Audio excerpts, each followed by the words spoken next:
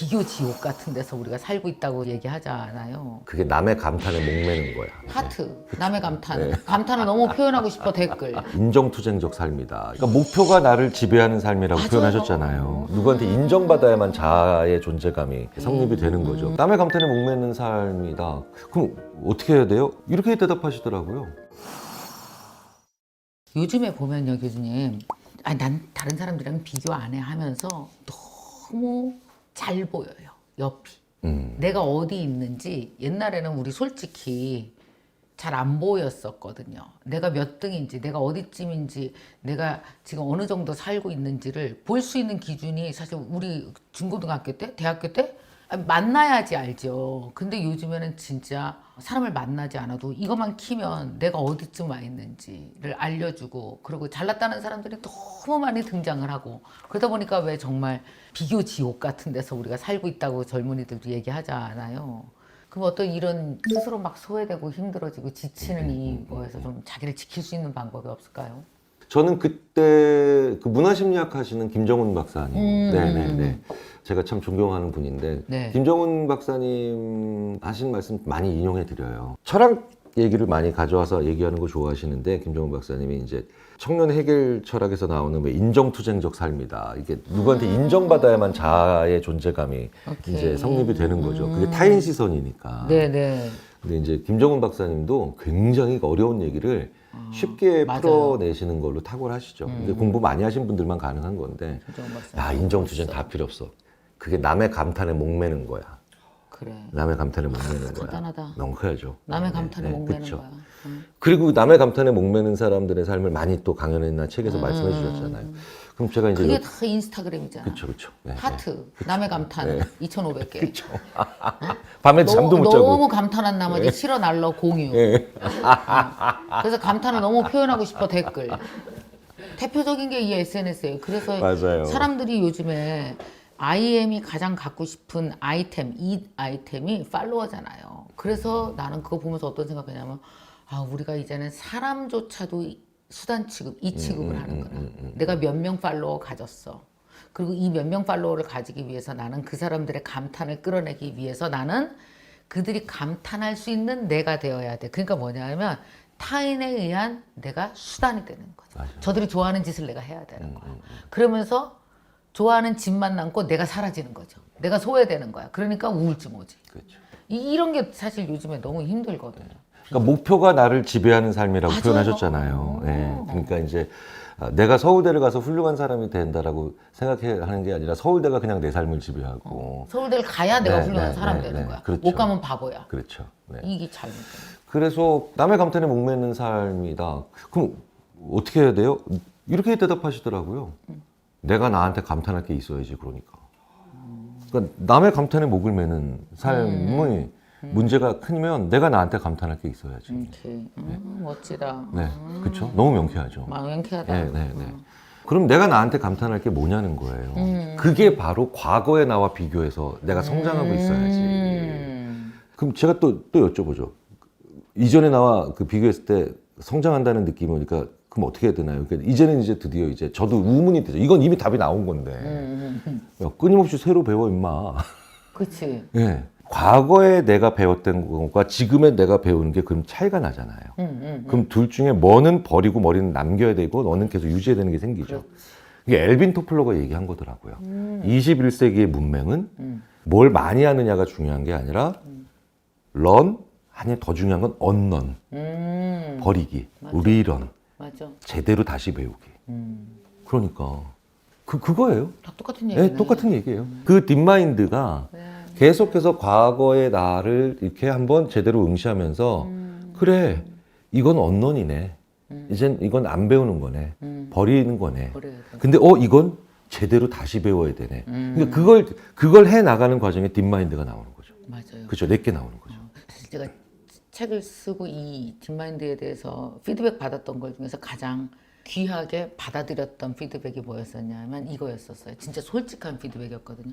선생님 옛날에 열심히 살으라고 해서 내가 열심히 살았거든요. 근데 지금에 와서 갑자기 유턴하셔갖고 그거 아니라고 그러면은 어떡해요? 라고 하는데 지금 진짜 말씀하신 것처럼 저도 열심히 사는 것이 정말 많은 것들을 해결할 수 있다고 믿었고 사실 많은 것을 해결을 했잖아요. 실제로 그렇죠. 내 인생에 많은 문제들을 해결을 해왔고 근데 다른 문제에 봉착한 거예요. 열심히 살아서 끝까지 정말 나는 이보다는 더 열심히 못 살아까지 육체가 할 수 있는 끝까지 갔었거든요. 정말.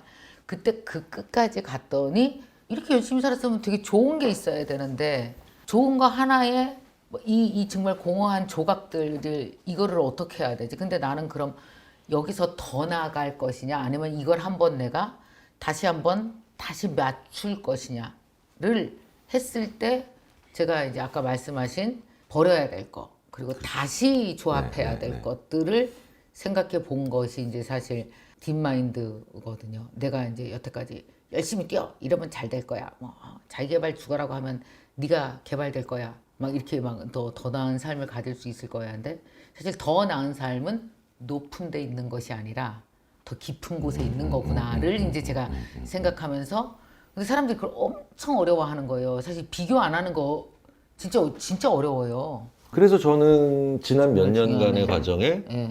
엄청난 러닝이 2021년, 2022년에 김기현 선생님한테 있었다고 생각을 하는 거죠. 그러니까 저는 사실 맞아요. 기본적으로 있었어요. 선생님을 표현할 때 우리나라에서 제일 러닝 잘하는 사람의 거의 세 손가락 안에 선생님을 넣거든요. 저요? 끊임없이 다 불렀잖아요. 모든 사람을 불러서 계속 이러면서 물개박수 치시면서 들으시잖아요. 그때 보면 와 막 이러면서 듣잖아요. 나 IT 공부 엄청 열심히 했어 정말. 그러니까 2019년, 2020년까지의 김미경이라는 사람의 브레인 안에는 아무것도 없었어요. 아무것도 없었어. 그렇죠. 하나도 없었어. 네. 아무것도 몰랐어. 그러니까 그게 바로 김미경 선생님 장점이라고요. 뭐냐면 몰랐다는 얘기를 그렇게 잘하잖아요. 모른다는 얘기. 난 모른다니 잘하지. 그러니까 인지심리학사 여기도 계속 모른다는 얘기 하라고 얘기 적혀 있는데 인지심리학사에서 가장 오랫동안 연구됐던 현상 중에 하나가 인간이 절대 학습이 안 되게 만들어 버리는 용어 말이 하나 있다. 뭐요? 근데 그럴 줄 알았어. 몰랐으면서 몰랐으면서 꼭 그렇게 말해. 네. 그러니까 그 내가 그럴 선생님의 줄 알았어. 강연에 제일 많이 나오는 얘기가 몰랐잖요. 몰랐어. 이제 몰랐잖요. 근데 그럴 줄 몰랐잖요. 모르는 걸 모른다고 얘기해야 러닝이 일어나거든요. 맞아요. 네, 그러니까 끊임없이 몰랐다라고 얘기하는 사람만 러닝이 가능해요. 그러니까 우리나라에서 그런데 그런 몰랐다라는 얘기를 제일 많이 하는 사람이 누구겠느냐. 몰랐다. 그럼 당연하죠. 그러니까. 그래서 몰랐다고. 엄청난 러닝이 일어나죠. 그 다음에 이제 2023년, 2024년에 그걸 번아웃이라고 표현하셨지만 이제 언런이 고통스럽게 일어나는 그런 시기가 있으셨던 것 같고 제가 이제 굳이 맞아요. 평가를 하자면 그래서 이제 또 이제 리런이 이제 일어나는. 이제 런런이 이건 언런이고 이건 리런이다 이제 이런 계기가 오는 거죠. 그게 이제 제가 생각했던 제가 쓰면서 생각했던 게 그게 반성이었었거든요.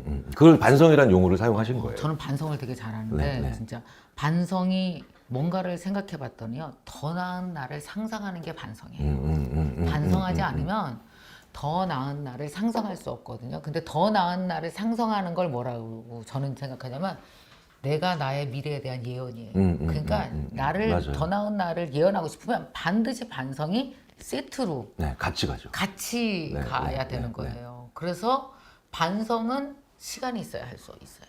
끼면 반성이 안 돼. 맞아요. 그래서 반성이 없이 계속 살다가 앉아서 하루에 30분, 1시간 이렇게 쓰면서 반성을 하잖아요. 그러면 더 나은 내가 반성할 때 이미 만들어지는데 왜 이걸 안 했지 내가? 그러니까 그걸 반성하는 그게 거야. 사이클을 타면 이제 드디어 이제 그 다음부터는 또 다른 모델이 되시는 맞아, 거죠. 너무 모델이 되는 거죠. 그게 너무 행복해. 네. 딥마인드에서 마지막으로 가장 중요하게 얘기하는 것이 저희들 표현으로 뭐냐면 이제 3부에서 얘기하시는 게 그러니까 내가 뭘 원하는지를 솔직히 말하고 이야기하고 공유하라는 얘기들을 자꾸 하시잖아요. 네. 그게 진짜 중요해요.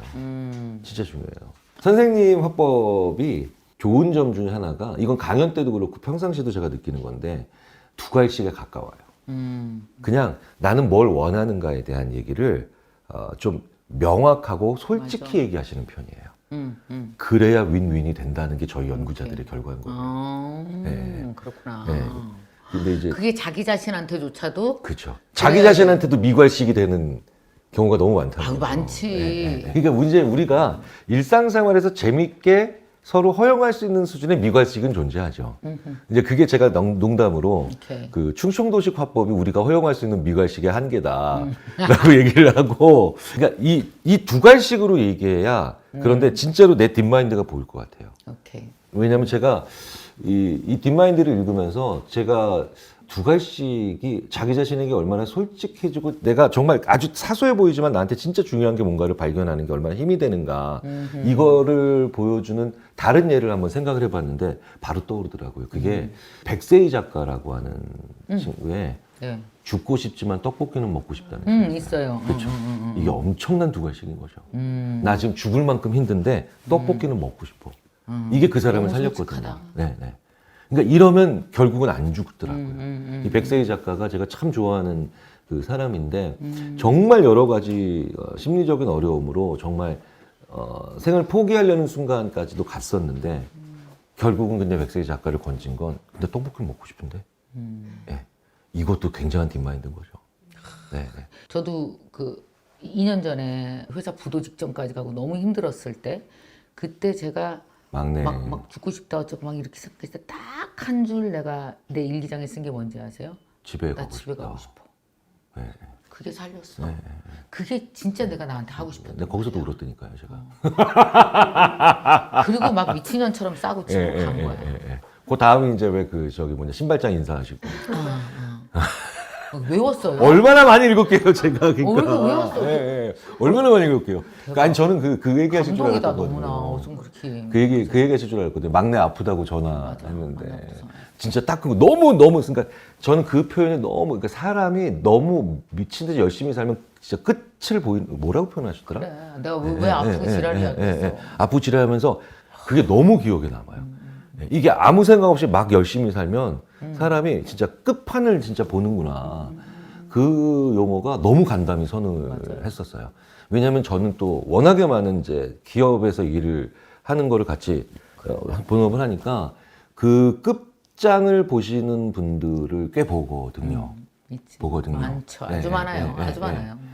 그래서 우리가 성인이 되지 않으면 결국은 선한 영향력을 옆에 잘 전파하면서 자기 파괴적이지 않고 자기 성장적인 삶을 살아야 되죠. 네, 맞아요. 그런 면에서 우리가 조금 롤 모델들을 많이 가져볼 수 있는 그런 계기가 되는 그런 측면이 아닐까 생각을 들어요. 자, 막내 아프고 아이고, 지랄이야. 오늘. 이거 내가 찰지게 한번 해보려고 했는데. 진짜. 근데 그거 제가 올렸더니 한 분이 댓글을 올리셨는데 그 워킹맘이었어요. 그분도 그랬더라고요. 애가 아픈데 자기가 막 그날 회사에서 발표를 해야 되는 날인데 애가 입원을 했대요. 근데 왜 도대체 몸 관리를 제대로 못해서 엄마 이렇게 바쁜 날 제가 아픈가 라는 생각을 했다고 하면서 그 워킹맘들이 특히 되게 왜 아이와 되게 이렇게 남자들보다 훨씬 밴딩이 강하잖아요. 그러니까 내가 일을 해야 되는데 애가 아플 때 막 그 갈등 이런 게 여자들이 되게 많았는지 그 여성분들이 그 부분에서 같이 울었다고 자기 그 비슷한 얘기 또 한 적이 아프고 미안한 기억들도 많이 그러니까 가지고 많으니까. 계시니까. 자, 오늘 이제 마지막으로 네. 이제 2024년도를 이렇게 보냈잖아요. 보내면서 약간이라도 남과 비교하고 지치고 공허하고 허무한 분들을 위해서 딱 이렇게 용기 나는 말씀을 한마디. 제가 감히 선생님 앞에서요? 아유, 해주세요. 네. 제가 선생님한테 힘을 얻고 사는데요. 저는 오히려 네. 그 토머스 조이너라고 하는 심리학자가 있어요. 근데 이제 이 사람은 세계적으로 유명한 자살 연구자인데 이렇게 스스로 생을 마감하신 분들이 너무 아픈 선택을 하는 이유 중에 가장 중요한 게 잠을 못 잔다라는 걸 발견을 한 겁니다. 근데 이제 잠을 못 자는 이유는 외롭죠. 그러니까 외로움을 잠을 못 자고 고독하니까 고립되어 있으니까. 근데 그렇게 힘들어하는 분들도 1년에 한 5일이나 10일은 그래도 잘 잤다는 날이 나오는다는 걸 발견한 거예요. 네, 아무리 만성적인 수면 장애가 있어도 오케이. 그래도 이날은 잘 잤네요. 이런 날이 5일이나 있죠. 10일 정도. 근데 이제 이날 이렇게 잘 잔 날에 전날에 무슨 일이 있었는가를 알아보려고 녹음기를 다 채운 거예요. 네, 녹음기를 다 채워서 아무래도 안목이 있는 거죠. 분명히 이런 말의 차이가 있을 거야. 궁금하다. 행동의 차이가 있을 거야. 궁금하다. 네, 명확히 나온 차이가 뭐냐면 아유 고맙습니다. 고맙다는 얘기를 들었어? 했어? 둘 다. 네, 네. 고마워요. 그러니까 사소한 것도 괜찮아요. 네. 아유 감사합니다. 이런 거 있잖아요. 문 잡아주고 고마워요. 오케이. 그렇죠? 그다음에 내가 누가 문 열어줬을 때 감사합니다. 이 고맙다 감사합니다가 그러니까 크기의 차이가 아니라 빈도에 엄청난 차이가 있더라는 겁니다. 그러니까 엄청나게 고맙습니다 이게 아니라 아유 고마워요, 아유 감사합니다 이걸 서로 주고받은 이 빈도가 이 사람의 그 생애의 그 평균적인 것보다 2배나 3배만 돼도 이 사람이 무의식적으로 아 나는 세상에 존재할 가치가 있는 사람이구나 라고 해서 그날 숙면하더라는 거예요. 저는 이 논문 읽으면서도 많이 예, 그참 그러니까 눈물이 날 정도로 공감을 했는데 우리가 조금 더 남한테 고맙습니다 하고요. 그 다음에 나도 고맙습니다 해보면 고맙습니다 말하고 들으기를 해보면 이게 상당히 마음이 좀 단단해집니다. 그래서 제가 감칭반 하라고 그러거든요. 감사, 칭찬, 반성을 매일 그렇죠. 한 줄씩 써라. 네, 그게 굉장히 그렇죠. 자신을 일으켜 세우는데 효과적인 그 얘기 잘 자게 하셨잖아요. 하고 감사가 이렇게 강한 힘을 가지고 있는지 미처 몰랐다라고 진짜 몰랐어요. 인정하셨잖아요. 나 진짜 반성했어. 네, 네, 네. 그러니까 그 반성과 인정이 저는 더 놀랍다니까요. 네, 아니, 사람이 이제 저 때가 돼도 저렇게 인정을 잘하느냐, 뭐 이러면서 인정의 달이냐 이러면서 나 진짜 그게 그거예요. 감사가 그냥 초등학생 일기인 줄 알았더니 네, 감사가 실력이야. 아무나 하는 거 아니야. 오, 예, 예. 예. 엄청난 토마스 조이너가 결국은 자기의 인간은 왜 자살하는가에 대한 연구 유명한 책이기도 하고요. 네. 이걸 쭉 하다가 자기의 연구의 거의 마지막에 집대성을 감사로 했어요. 그랬구나. 그러니까 심리학책이라니까요. 그래서 말콤 글래드 책이라 나는 왜 그랬더니. 그런 책도 안 읽었네. 나 공부 더 해야 돼. 너무 좋다. 이제 다시 런하시게요. 네. 저도 먹고 살아야죠. 그래. 난 이렇게 얘기하면 교수님이 이렇게 그쵸. 네. 연구 논리로 네, 이렇게 네, 딱 네. 논문으로 네, 착착 그렇죠, 받쳐주니까 그렇죠. 딱 좋네. 네, 에? 네. 저 그런 거라도 하게 해주셔야지. 착착. 네, 네. 너무 좋다. 고맙습니다. 진짜 너무 중요한 말씀 해주신 것 같아요. 그래서 올해 한 해 뭔가 공허하고 힘들었다고 생각하시는 분들은 누구에게 고맙다라는 네, 말 문득 그냥. 해주고 네. 또 누구에게로부터 작은 고맙다는 말을 듣고 거기로부터 다시 꿈을 꾸고 시작할 수 있는 힘을 얻으셨으면 정말 좋겠습니다. 자, 오늘 이렇게 교수님 나와 주셔서 함께 어떻게 우리의 딥마인드를 키울 수 있는지 말씀해 주셨는데 너무 좋은 여러 가지의 책, 그 다음에 다른 논문, 교수님들의 이론 많이 소개해 주면서 얘기해 주셔서 정말 큰 도움이 됐고요. 교수님, 우리 기왕에 맨 마지막에 이 고마워로 했잖아요. 그러니까 오늘 내가 고마웠던 일, 그지? 고마웠던 사람에 대해서 댓글 하나씩 쓰자고 할까요, 우리? 그럼 우리 내일 다 같이 숙면을 취하게? 그렇네요. 싹 다 자게? 네. 자, 여러분을 싹 다 잠재워줄 여러분에게 정말 아름다운 밤을 선물할 수 있는 누구에게 고맙다고 말하는 것도 좋고 누구에게 고맙다는 말을 들은 것도 좋고 여기서 또 걸작이 나올 수도 있을 것 같아요. 그러게. 그렇죠. 대박. 네.